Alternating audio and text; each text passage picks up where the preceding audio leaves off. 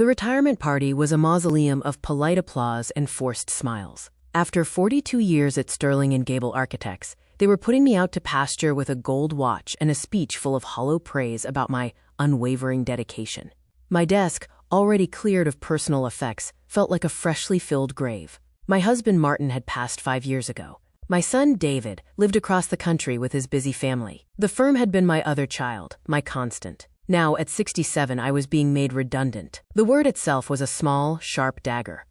Redundant. No longer needed or useful. We'll need you to transition all your files to Chloe, Richard Gable, my former protege and now managing partner, said, patting my shoulder. She's the future. Chloe, who was younger than my favorite handbag, smiled at me with a mixture of pity and impatience. I nodded, my pride a brittle shell around a core of deep, aching loss. That evening, I sat in the silence of the home Martin and I had shared for 40 years. The walls seemed to press in on me. This was it. The long, slow decline into obscurity. I was about to pour a glass of wine, a much larger one than my doctor would approve of, when the doorbell rang. It was a courier with a thick, legal-sized envelope. The return address was from a law firm I didn't recognize. My first, foolish thought was that the firm had changed their mind. Inside, I found a letter and a smaller, sealed envelope, yellowed with age. Dear Mrs. Evelyn Reed, the letter began. Per the instructions of the late Arthur Ponder, we are pleased to finally execute the terms of his will. Upon the event of your retirement, you are to be given this enclosed letter, written by Mr. Ponder in 1985. Arthur Ponder. The name was a ghost from a past life. He had been a client, a reclusive, brilliant old man for whom I'd designed a small, perfect library addition to his sprawling, chaotic estate 40 years ago. I was a junior architect then, full of ideas everyone else ignored. But Arthur had listened. He had seen the drafts no one else wanted. My hands trembled as I opened the older envelope. The paper was crisp, the ink slightly faded. The handwriting was his, a spidery, elegant scrawl. My dear Evelyn, if you are reading this, it means you have reached the end of your servitude. I saw it even then, the way they dimmed your light, the way they took your brilliant, radical ideas and filed them down into something safe and mediocre. You were the only one who understood what I wanted. Not a addition, but a sanctuary. A place for wild thoughts. I have a proposition for you. A final project. I never had children. My fortune, such as it is, has been sitting, growing.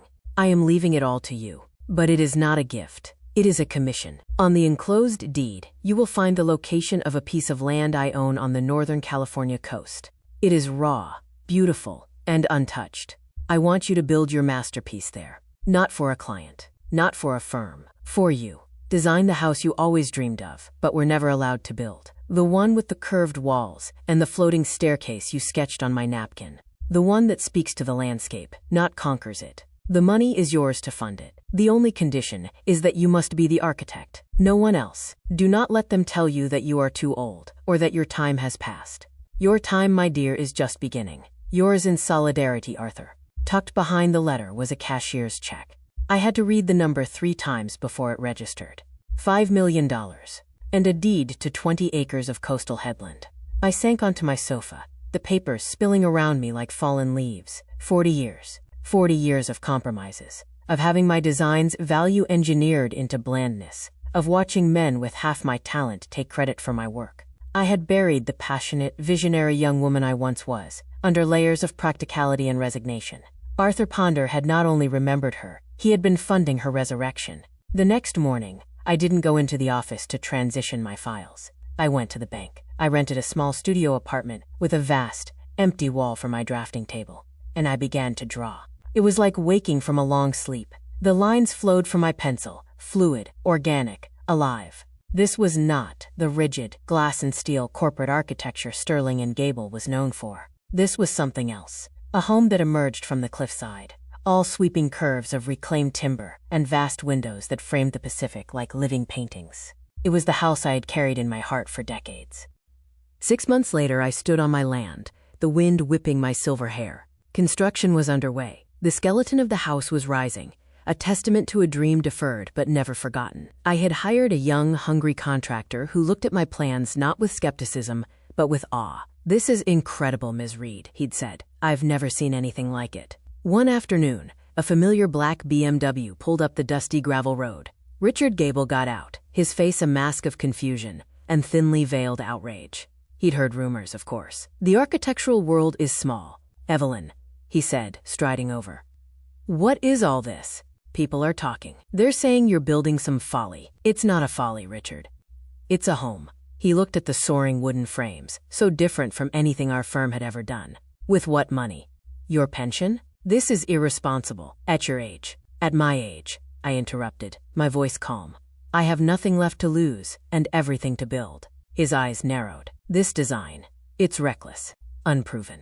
You're going to bankrupt yourself. The funding is secure, I said, turning back to my plans. How? He demanded. Did Martin leave you more than we thought? That was the final straw. The assumption that any success of mine must be tied to a man. No, Richard, I said, looking him directly in the eye. It was a client, one who valued my talent more than my own partners ever did. Arthur Ponder. The name meant nothing to him at first, then a flicker of recognition. The old man with the library? That was a minor project. It was a major project to him. And to me. He left me everything, with one instruction. To stop building for others and start building for myself. Richard was speechless. The sheer scale of the bequest, the audacity of the project, the fact that I, the woman he had so easily cast aside, was now executing a vision that dwarfed anything his firm was currently designing. It was too much for him to process. He left without another word. The house was completed in a year. I called it Skyfall. It was my masterpiece. It was featured in magazines. It won awards. Offers came in, dizzying sums from tech billionaires who wanted to buy it. I refused them all. I live here now. I wake to the sound of the waves and the light streaming through the glass that I designed to catch the morning sun just so. My son visits with his family, and my grandchildren run through the rooms, their laughter echoing in the spaces I created. Richard Gable called me last week. Sterling and Gable was struggling. They'd lost several major clients. They want something different, he said, his voice tired. Something with soul. We were hoping perhaps you'd consider a consultancy role? Your name still carries weight. I looked out my window at the endless blue of the ocean, at the house that was a physical manifestation of my spirit, finally set free. I'm sorry, Richard, I said, a gentle smile in my voice. I'm retired. And for the first time, the word didn't feel like an ending. It felt like a beginning. They had told me I was redundant. But Arthur Ponder, and the woman I finally remembered I was, knew the truth. I wasn't redundant. I was just finally, authentically, needed by the one person who mattered most, myself.